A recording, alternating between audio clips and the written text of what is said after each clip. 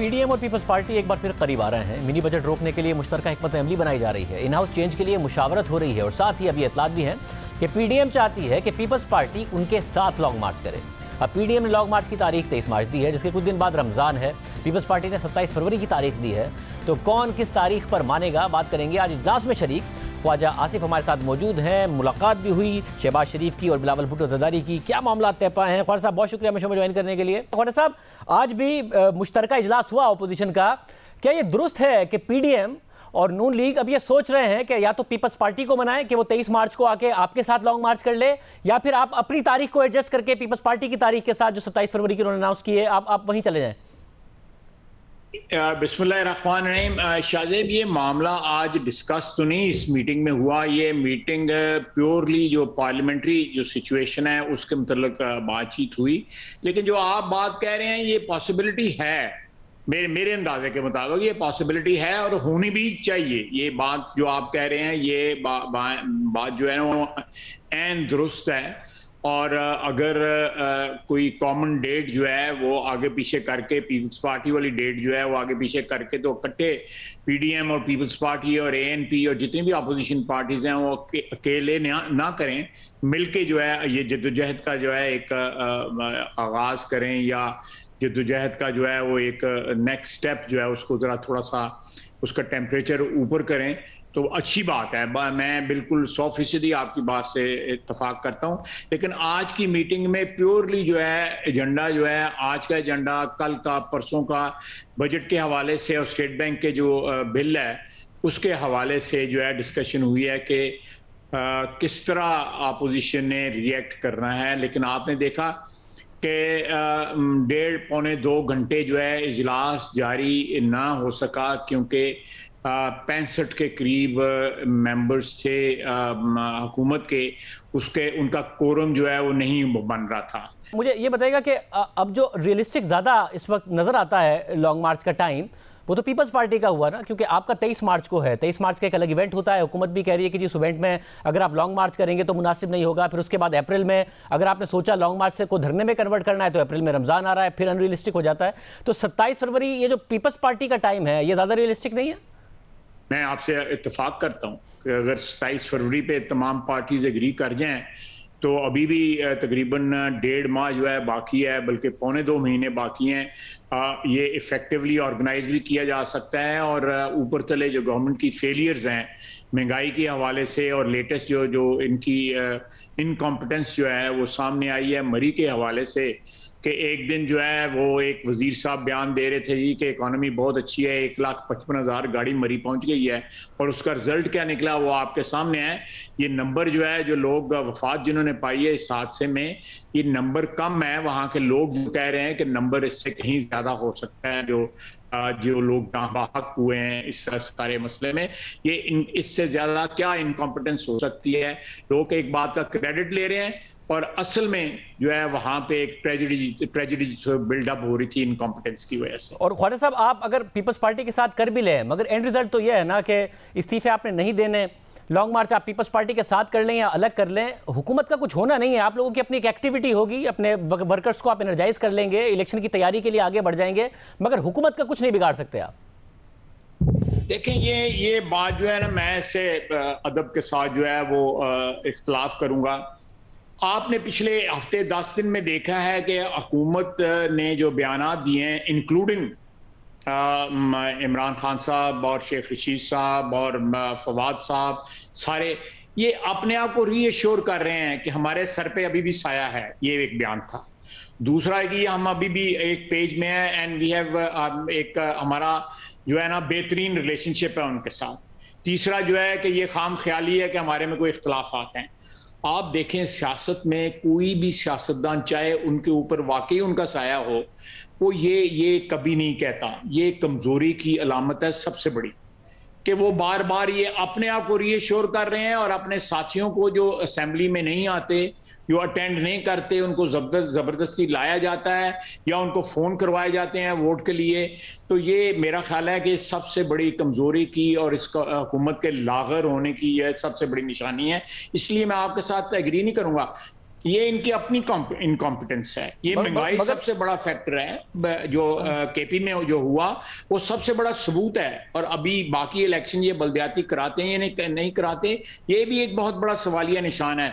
जिस हुकूमत को हर हफ्ते 10 दिन के बाद जो है वो ये कहना पड़े कि हम और पिंडी एक पेज पे हैं। देखें, आईनी तौर के ऊपर ये अगर जो है कोई भी सिविलियन हुकूमत जो है, इलेक्टेड हुकूमत कोई भी पिछले 70-74 साल में, चाहे उनको आशीर्वाद थी या नहीं थी, उन्होंने कभी ये नहीं कहा था। मैं समझता हूं कि ये बजाते खुद एक आइन की बहुत बड़ी खिलाफ वर्जी है। और ख्वाजा साहब, जब आप ये इम्प्लाई भी कर रहे हैं कि जब किसी हुकूमत को ये कहना पड़ जाए, क्योंकि अगर हो भी हाथ तो नहीं कहती हुकूमत, इसका मतलब है गड़बड़े, अगर आप ये इम्प्लाई कर रहे हैं तो फिर तो मिनी बजट के हवाले से जो आपका और पीपल्स पार्टी का इजलास हो रहा है, उनके इत्तेहादियों से राब्ता करने की बात हो रही है, तो उसमें आपको कोई कामयाबी तो होती नहीं नजर आ रही है। हुकूमत तो मिनी बजट फिर भी पास करा जाएगी, तो कोई भी एक ऐसी चीज हो जिसमें आपको कामयाबी हो, अगर ये वाकई तासुर देना चाह रहे हैं कि इनके ताल्लुकात बेहतर हैं, मगर है ऐसा नहीं जैसा कि आप इम्प्लाई कर रहे हैं। नहीं, बात सुने, ये जो नंबर्स गेम है ना इस वक्त नेशनल असेंबली में, वो बिल्कुल तश्तज़बाम हो चुकी है। हर एक को पता है कि कौन पीटीआई का हमायती जो है वो उनका साथ छोड़ चुका है, कौन जो है पर तोल रहा है साथ छोड़ने का, ये बिल्कुल। लेकिन अब ये एक एक्सक्यूज दी जा रही है कि इस वक्त हमारे पास कोई चॉइस नहीं है, सिवाय इसके कि हम आईएमएफ की जो डिक्टेशंस हैं वो फॉलो करें, वर्बेटम जो है उसको फॉलो करें। और हमारे पास जो है हम एक ऐसे उसमें फंस गए हैं, जंगल में, माशी जंगल में हम फंस गए हैं कि हमें कोई चॉइस नहीं है। और ये एक फार्मूला है जिससे हम एग्री नहीं करते, कच्ची तौर पे एग्री नहीं करते कि हम हो सकता है इससे जो है निकल सकें। हमारे हिसाब से हम इस दलदल में मजीद जो है फंस रहे हैं, हम ये क्विक सैंड में जो है ना आहिस्ता आहिस्ता दसते जा रहे हैं।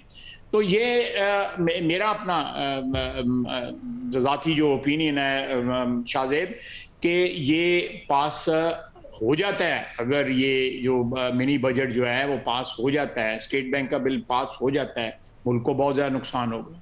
मुल्क की जो माशी खुद मुख्तारी जो है वो कंप्रोमाइज ऑलरेडी हुई है, मजीद हो जाएगी। हम एक कॉलोनी बन के मैं एक अगर सवाल कर लूं कि जैसे आपकी ये आपका ओपिनियन है, मगर उसको रोकने के लिए एक आपकी हिकमत अमली है। अगर ओपिनियन पे बात ना करूं, हिकमत अमली पर बात करूं, तो आपकी हिकमत अमली तो नहीं कामयाब होती नजर आती। अगर आप मुझे मोड़ देते हैं मैं उसी की तरफ, आपकी बात ये दुरुस्त, ये मेरा ओपिनियन है ना, मेरा ओपिनियन है। लेकिन अल्टीमेटली इससे जो नुकसान पहुंच रहा है, ये हुकूमत और ज्यादा डिस्क्रेडिट हो रही है। या हुकूमत जो है जिन भी सहारों के साथ चल रही है, वो सहारे भी इनको नहीं अफोर्ड कर सकेंगे। मैं एक अल्टीमेट जो सिनेरियो है उसको पेंट कर रहा हूं कि जो अल्टीमेट सिनेरियो ये है कि they will become such a huge liability कि nobody will be able to carry them. जब आप अगर लगाते हैं कि अगर ये पास हो जाता है, इसका मतलब है आपको पता है पास हो जाएगा, आप लोग इसको नहीं रोक पाएंगे। इनफैक्ट अब तो जहांगीर तरीन साहब जहाज के रुख के बदलने की बातें करने लगे हैं। अयाज सादिक साहब उनके साथ खड़े होकर ज्यादा खुश नजर आ रहे थे ख्वाजा साद रफीक साहब की बेटी की जो शादी थी उसमें। तो जहांगीर तरीन साहब से आपने बात की कि उनका ही जो इस वक्त एमएनए उनके साथ हैं वो आपके साथ दें, इसलिए लग रहा है आपकी कोई स्ट्रेटजी है नहीं, आपने किसी से भी बात नहीं की है, ना इत्तेहादियों से ना जहांगीर तरीन साहब से। मैं कुछ ऐसी बातें जो मेरा ज़ाती तज्जिया है वो मैं नहीं करना चाहूँगा, कबल वक्त तो बात होगी। लेकिन मैं आपको बता रहा हूँ कि ये सिचुएशन जो एक प्रेसिपिटेशन जिस की तरफ जा रही है, ये किसी के कंट्रोल में नहीं होगी। अल्लाह करे जो है हमारे हालात इतने दिगरगू ना हों, इतने ज़्यादा मखदूश ना हो जाएं कि हमें किसी ऐसी मुसीबत का सामना करना पड़े जो हम ना संभाल सकें।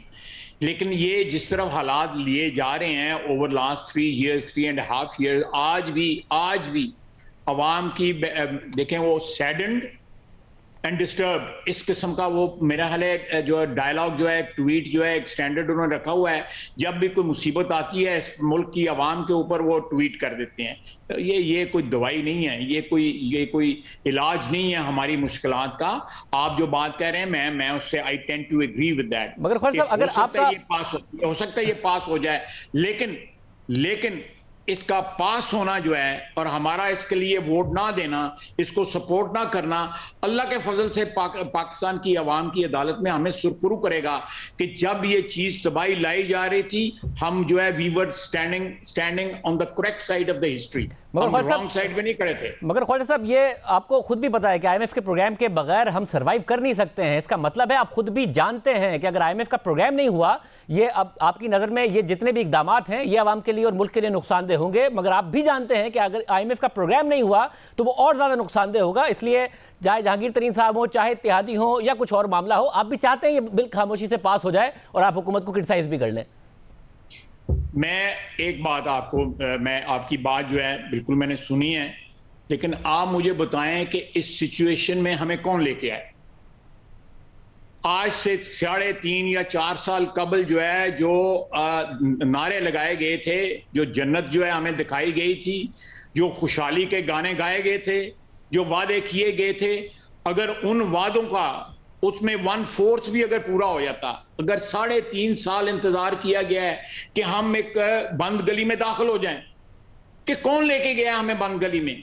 आप बिल्कुल ठीक कह रहे हैं, मैं आपके साथ इत्तेफाक करता हूं, लेकिन ये 3.5 साल, 3.25 साल के बाद जो है अगर आज हमारे पास, बकौल आपके, हमारे पास कोई चॉइस नहीं है, तो ये सिचुएशन क्रिएट किसने की है, ये हालात किसने पैदा किए हैं? हालात इमरान खान ने पैदा किए हैं, उसके जो हामी हैं, जो हम नवा हैं, पीछे कवाली करने वाले जो बीच में ताली पीछे मारते हैं या पीछे जो हारमोनियम लेके बैठे हुए हैं, ये उन लोगों ने ये हालात पैदा किए हैं। हम नहीं चाहते कि मुल्क खुदा न खास्ता बड़ी कुर्बानियों के बाद ये मुल्क बना हुआ है कि ये मुल्क जो है किसी तबाही के गड़े में जा गिरे, हम नहीं चाहते। लेकिन आप ये रिस्पॉन्सिबिलिटी प्लीज, आप एक बड़ी मुस्तनद आवाज हैं, आपको सारे हालात का पता है, आपको दवाइयों का पता है, गंदम का पता है, चीनी का पता है, एलपीजी का पता है, हजारों अरब रुपया जो है इनके क्रोनीज खा गए।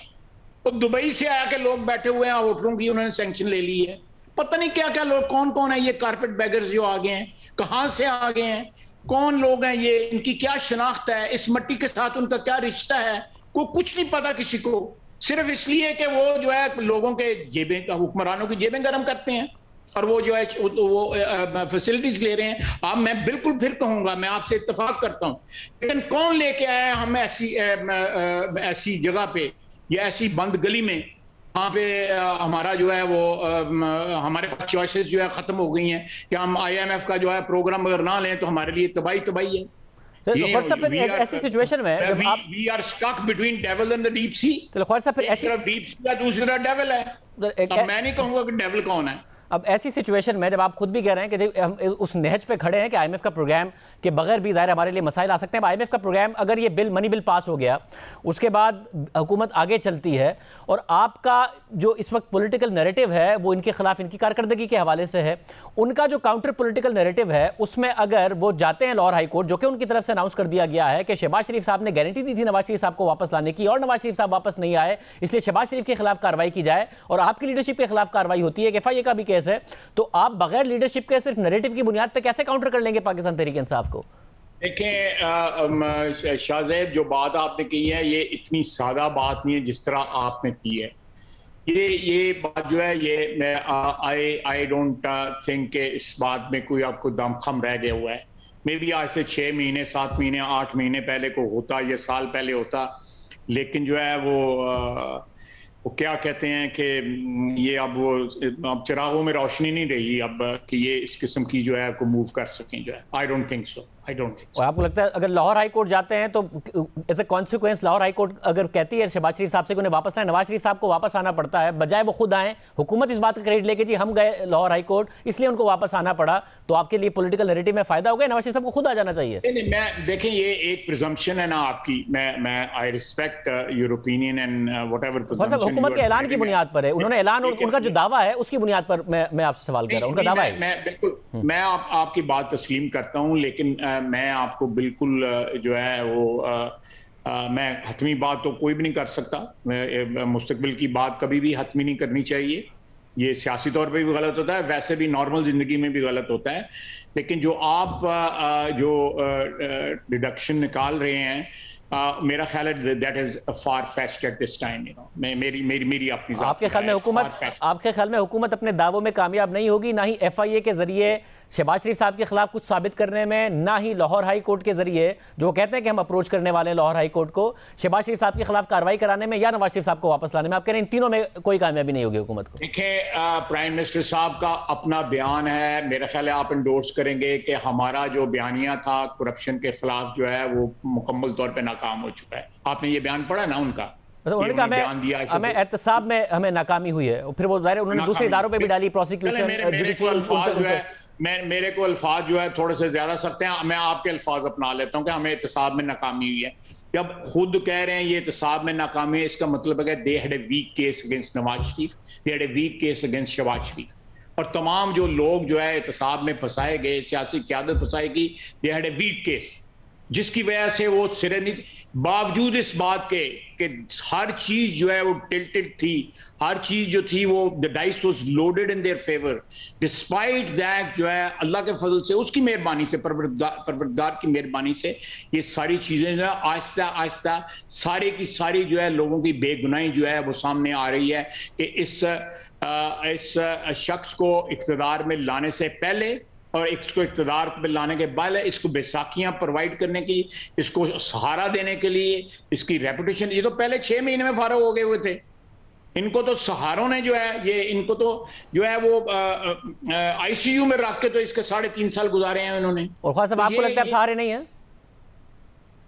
देखिए, मेरी एक वक्त आता है कि अगर आप परफॉर्म कर जाए ना तो जो लोग आपको सपोर्ट करते हैं ना वो आपके साथ खड़े रहते हैं। मैं आई एम फॉर्मर बैंकर, अगर हमें पता होना कि ये कारोबार चल जाना है तो थोड़ी बहुत डिफिकल्टी भी हो तो हम पार्टी के साथ या क्लाइंट के साथ खड़े रहते हैं कि यार इसको सपोर्ट दो, हमारी सपोर्ट विदड्रॉ करने की वजह से कहीं कोलैप्स ना कर जाए। लेकिन आई थिंक वी आर इस जो है मरहले से हम बहुत देर के गुजर चुके हैं। बहुत शुक्रिया ख्वाजा साहब की गुफ्तगू आपने सुनी।